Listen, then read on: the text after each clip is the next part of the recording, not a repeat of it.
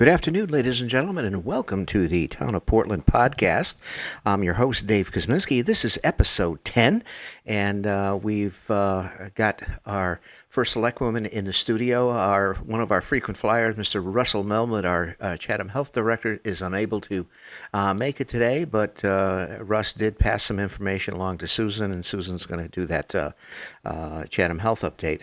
On the line with us for the first time is our Library Director, Mrs. Janet Nocek, and Janet's going to give us an update on what's happening, all of the good stuff that's happening at the library after the construction and the reopening, how that's going to happen.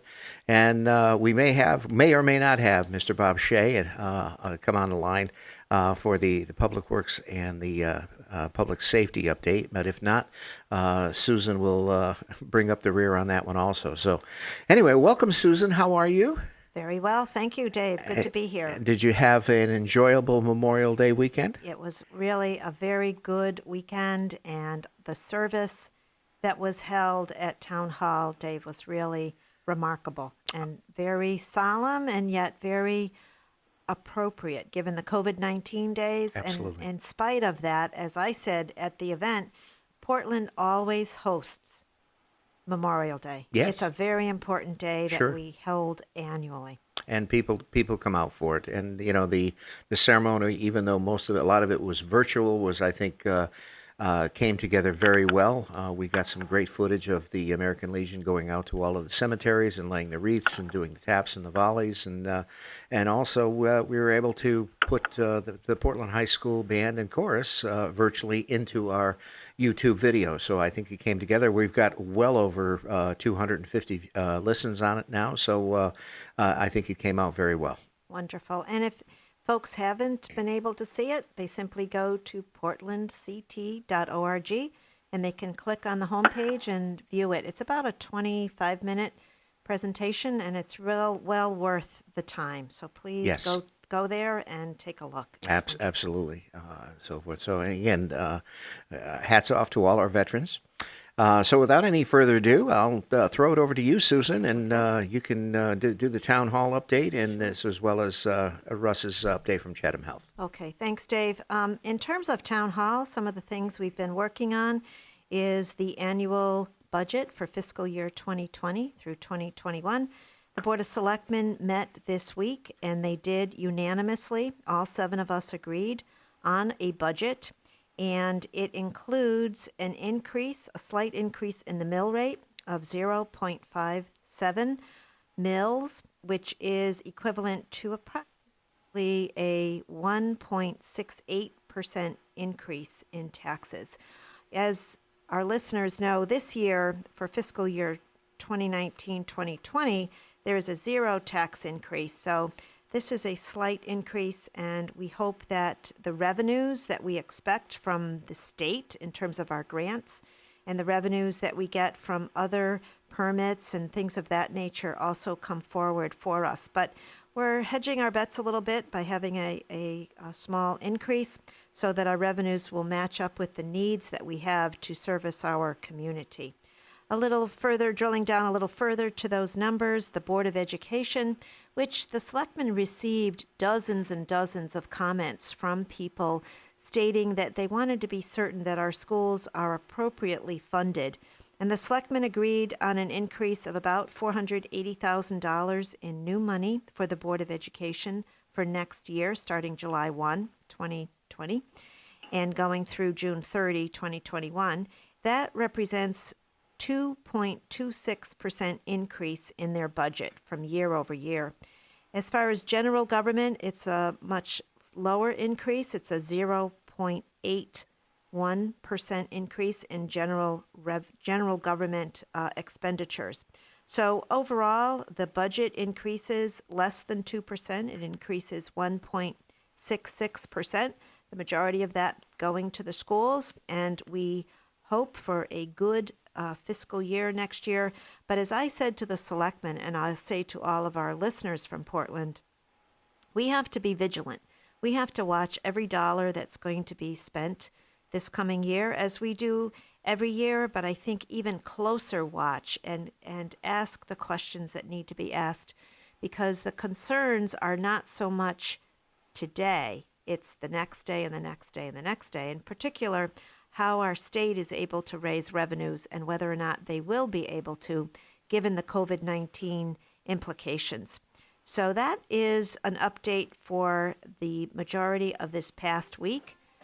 Going forward, we do know that we will have some additional meetings with the selectmen on what we're calling our re-entry committee.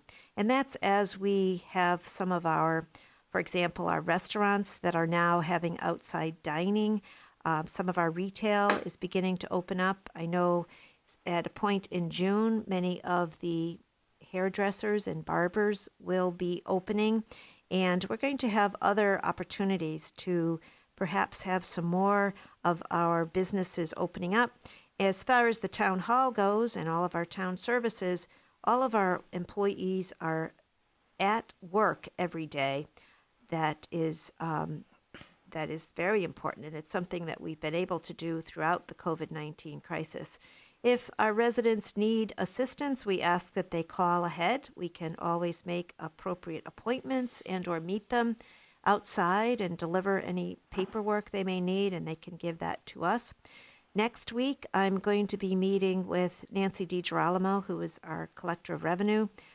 Many of our residents do visit Town Hall in July to pay their taxes, and we are going to have some new ways of making sure people find it convenient to pay their taxes. So we'll be talking about that perhaps next week, and that's real important. Yeah, that'd be a new guest, Nancy, Yes, to yeah, come I in. invited her to come and talk a little bit. So Susan, kudos to you and the whole Board of Selectmen. And going back to the budget, I think, giving the hand we were dealt and giving the executive order from the governor that the towns were allowed to set the budget without a referendum.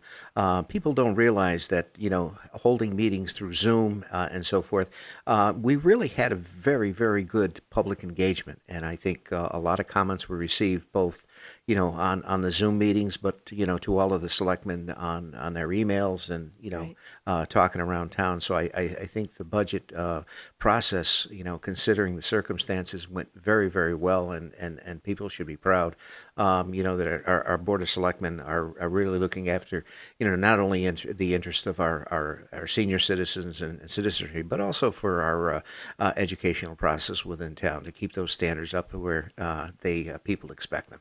well said. I agree. So, okay, I think that if you want to, if you'd like to go over the Chatham Health stats, that would be awesome. I'm not sure that I received a recent email from Russell. I'm going to check and see if I have something new from him. One thing that I know, because I attended by Zoom the Chatham Health District meeting that we had this week, a lot of the conversation dealt with the re-entry. So that is very important, and it's things that our health district is helping us with. And I did get an email from him this morning, so I will paraphrase what Russ had sent to us.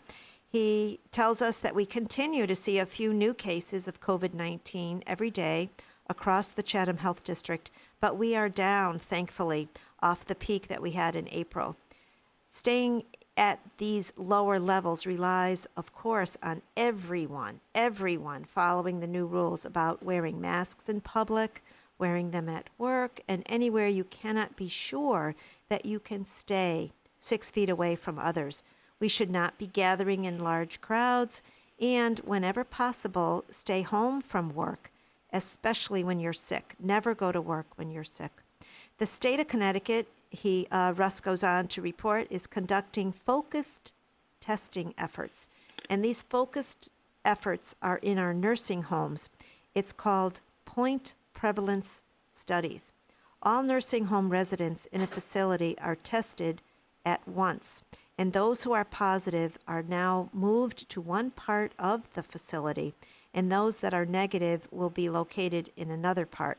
This is a statewide effort in our nursing homes to stem the widespread transmission in those facilities. Russ explains that as testing for COVID-19 expands, our residents should be on the lookout for how they can access these tests. And currently, you still need an order from a doctor, an advanced practice registered nurse, a physician assistant, or a pharmacist.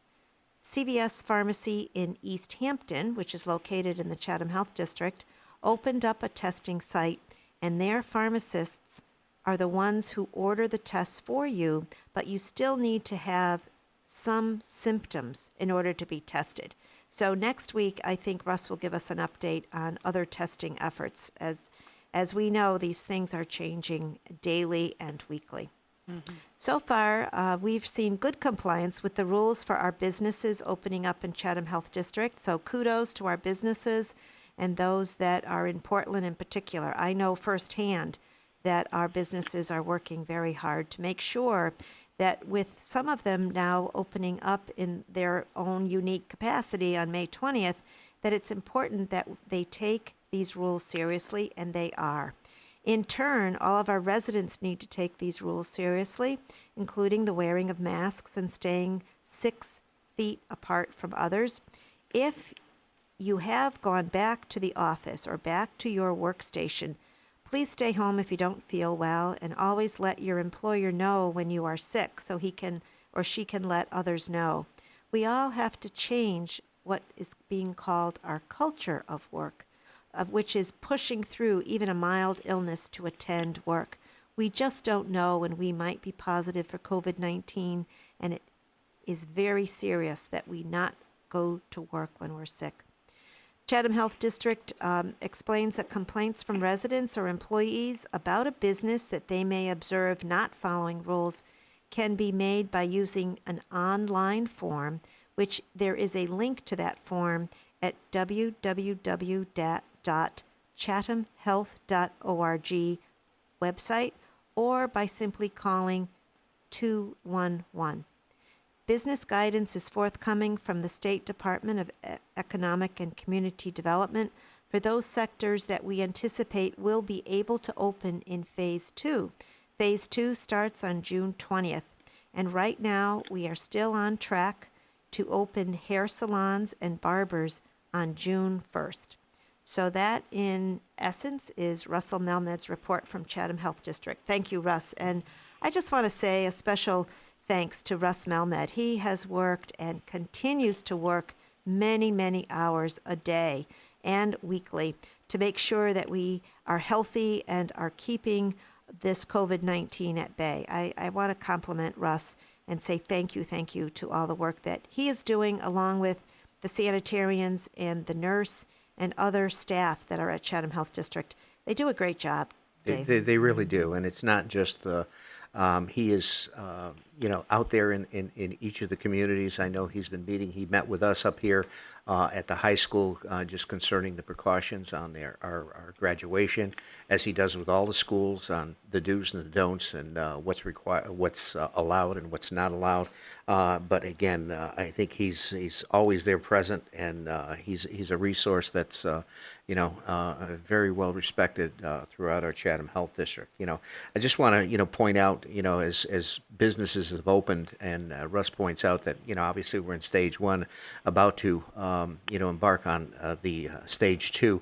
That businesses, me being one of them, have to become self-certified through the state to be able to open. And those self-certifications, again, requirements with, the face shields, with the face coverings, sneeze guards, as well as hand sanitizers, taking temperatures when customers come in, and so forth, and as well as, disinfection policies of depending on what type of business that you own, are upheld. So there is that self-certification program throughout the state, and each business has to go through that. So which is great. And I think, Dave, that you put a badge or some type of an emblem that indicates the self-certification has been completed and that you've done everything. And it gives great comfort to your customers. Absolutely. And to visitors who come in, that they know everything's being done to make sure that they're not going to catch the illness.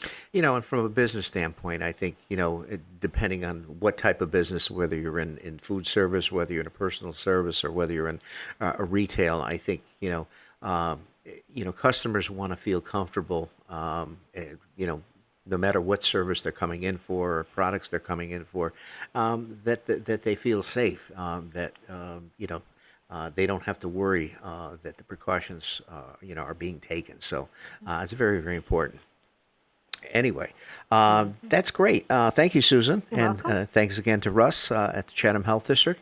And now for our first time, her maiden voyage on the Been a Portland long time since I've been a maiden voyage. Okay. podcast. Ms. Jan Nocek, and I know Jan has made a couple appearances on the Portland on the Move TV show, but this is her first time on our weekly podcast series. So, Jan, welcome, and tell us what's happening down at 20 Freestone Avenue. Oh, good. Thank you, Dave. Pleased to be here. It's been an unusual situation for us, as it has been for many people.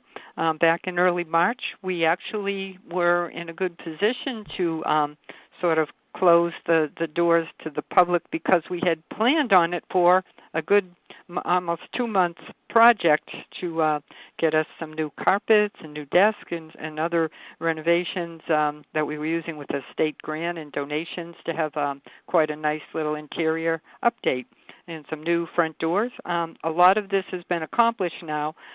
We are back in the building. Some of the staff had been at Town Hall, and some had been at the Senior Center, the Waverly Center downstairs, offering computer services there. We had a couple other spots over at Parks and Rec. They were very nice to have the children's librarians there, and youth librarians were offering virtual programming there at times.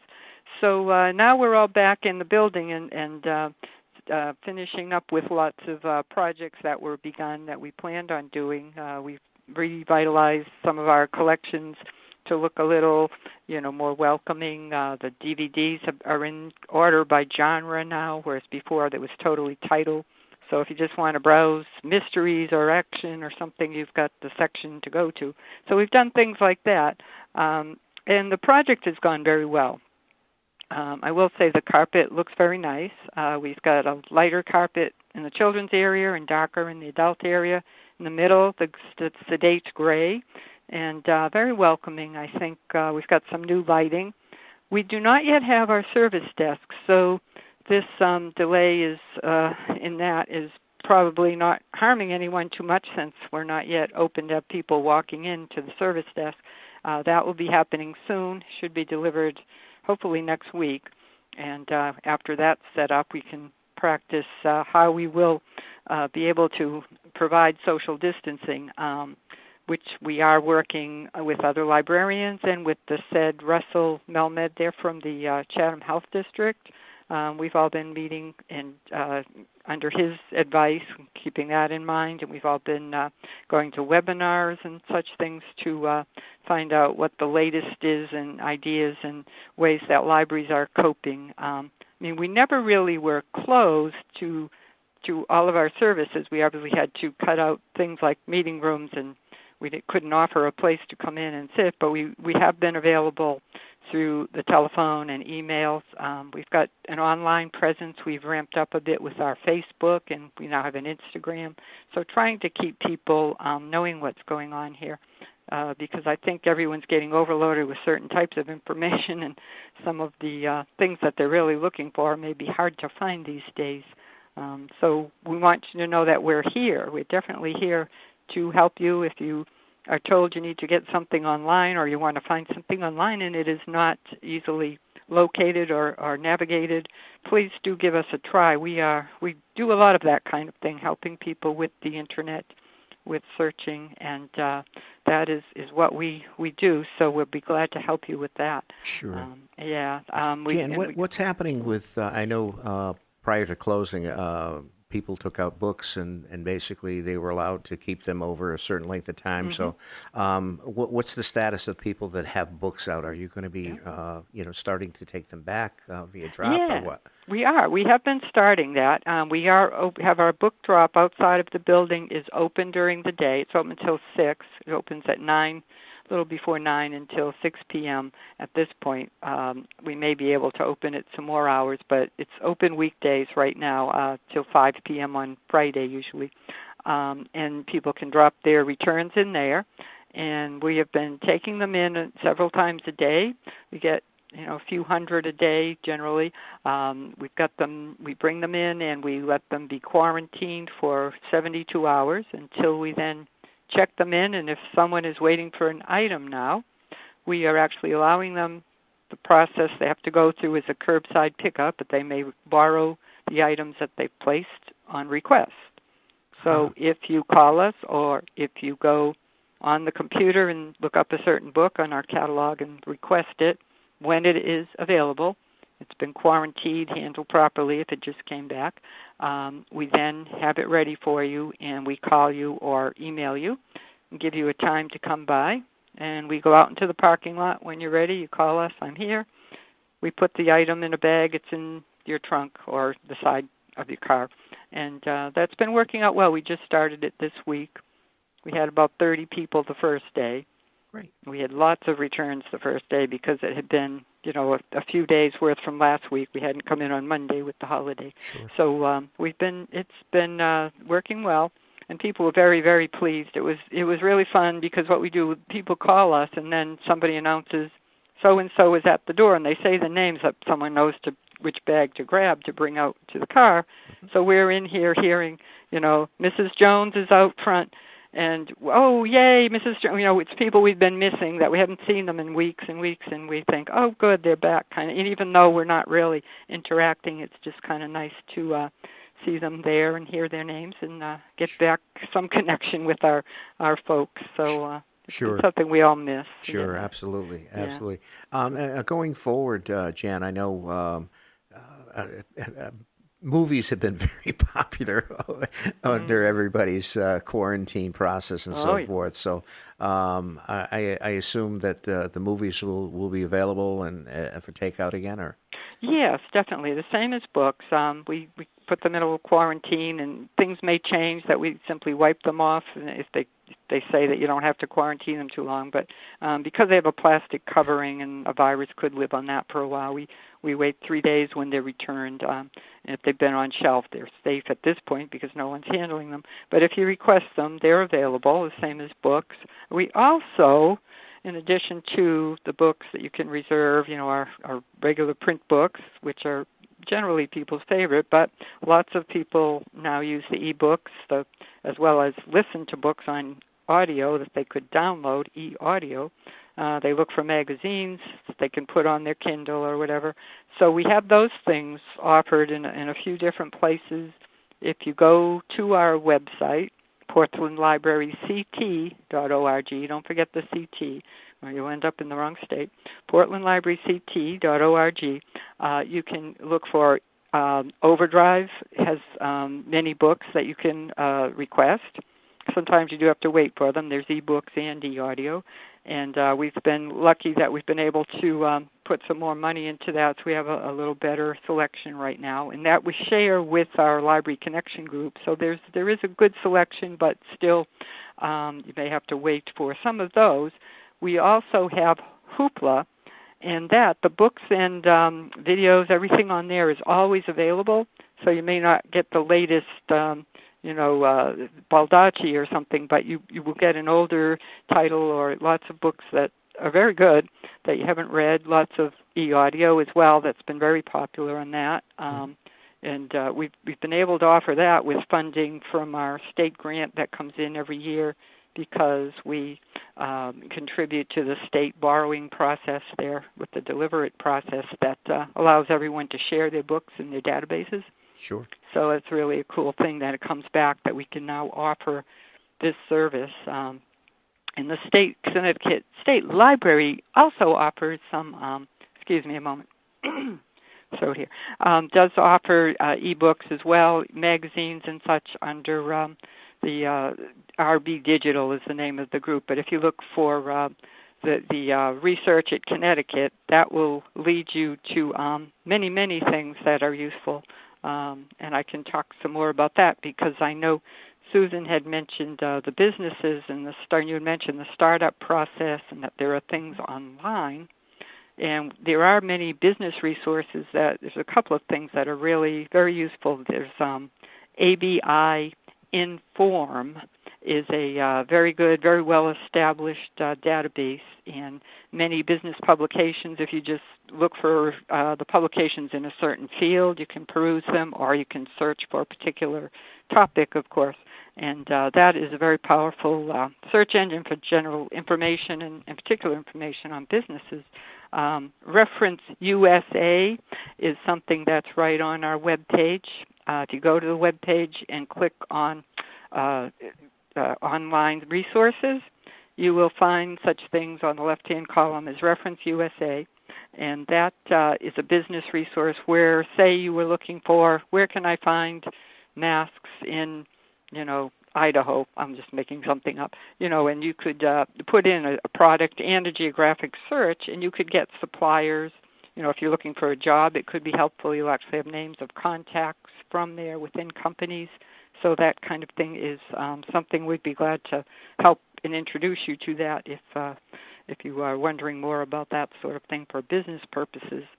And again, we do navigate the web. We're looking at these sources. All of the information librarians here know about the Connecticut site for that the SBA has there for the Small Business Association, and many very good sources there for reopening your business and as well as general running of businesses. So we're glad to try and help. We're kind of an unusual librarian group because there are two of us in our little group here that actually have a degree in business.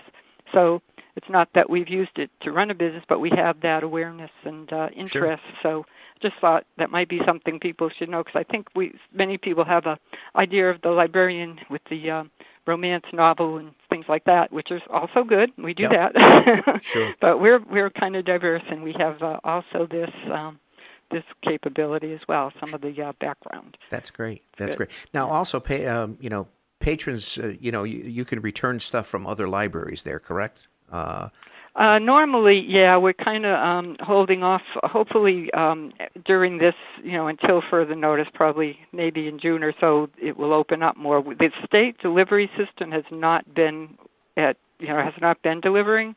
They've been kind of holding back, and they said they'll let us know.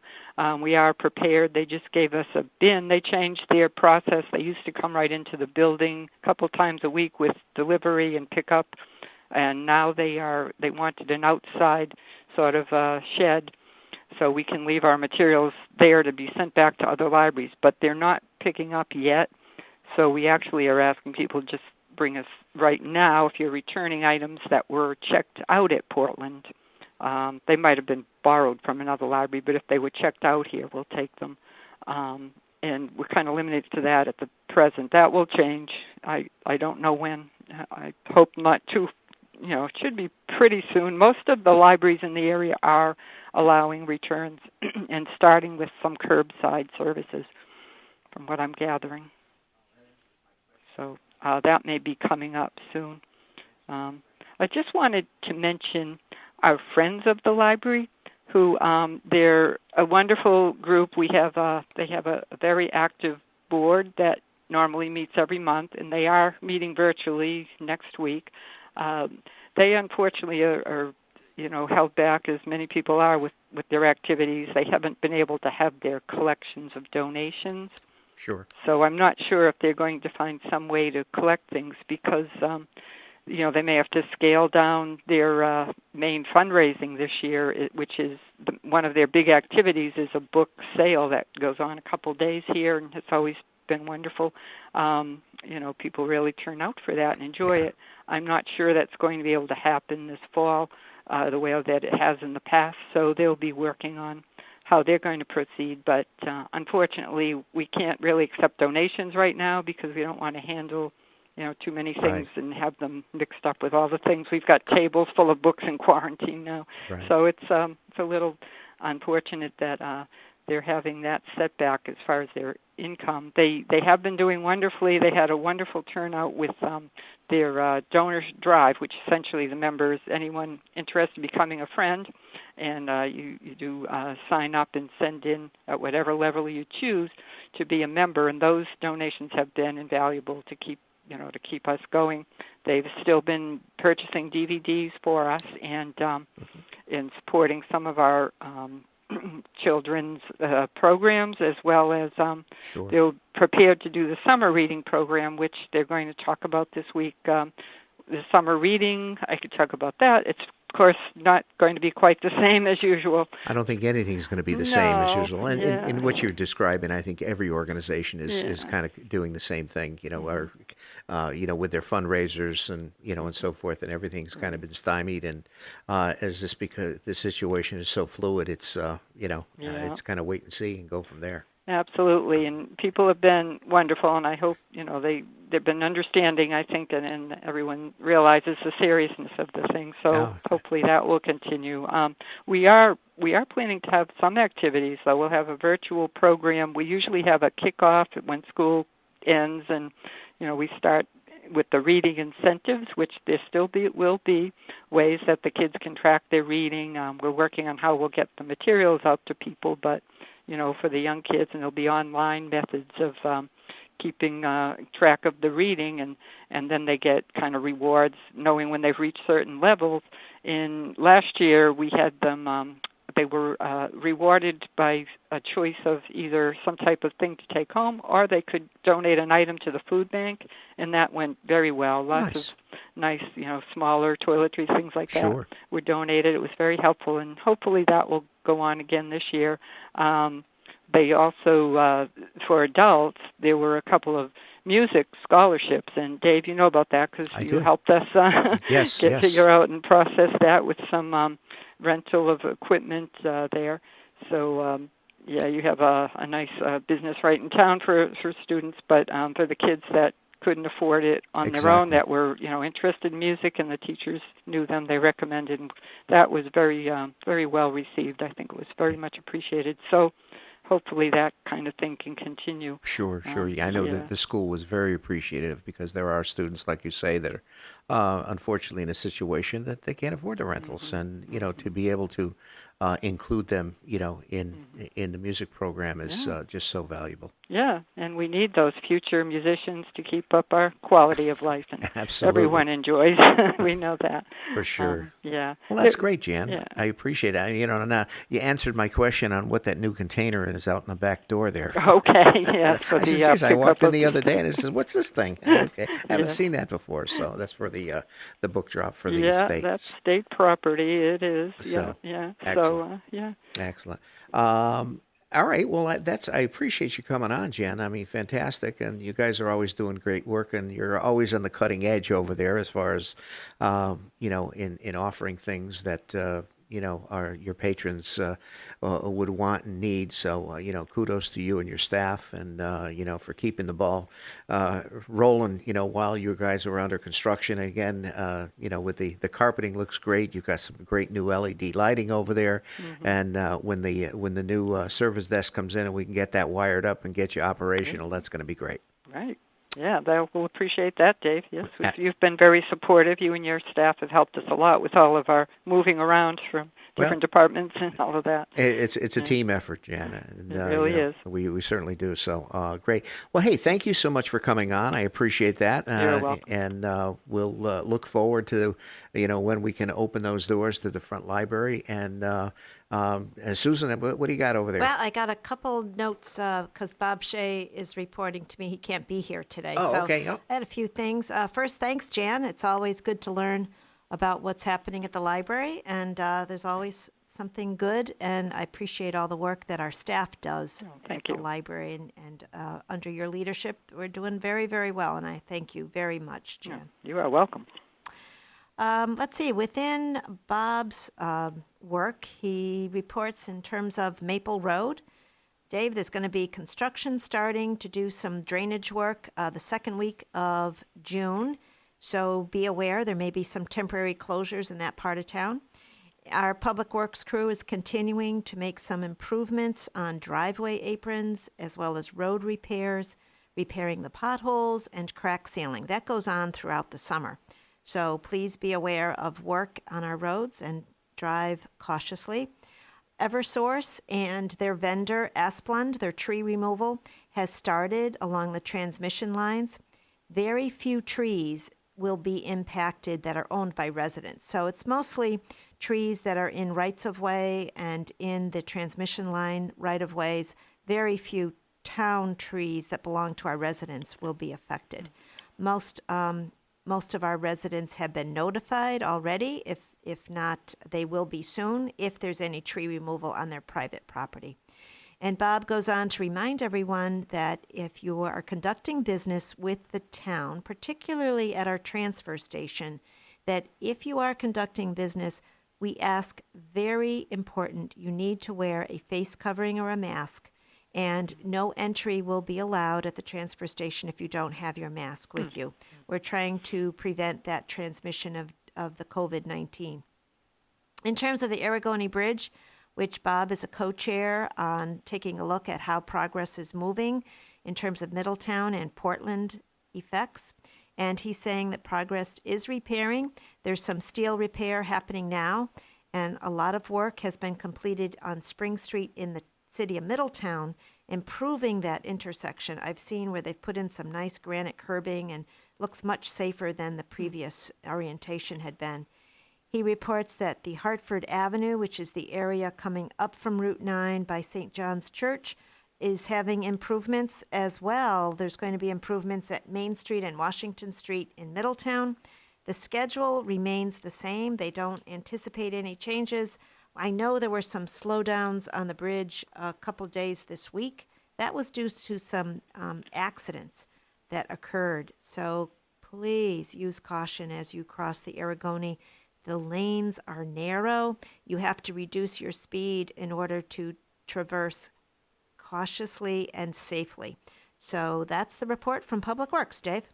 Great, fantastic. Yeah, I think we're on the road to reopening, which is good, and I think the most important thing is we do this thing expeditiously and safely. You know, we don't want to regress, and unfortunately, we've had over 100,000 fatalities, you know, across the nation so far, and you know, that's unconscionable. You know, that this thing has taken the path that it has. So we want to make sure that we do our due diligence as far as in protecting not only ourselves but our neighbors as well.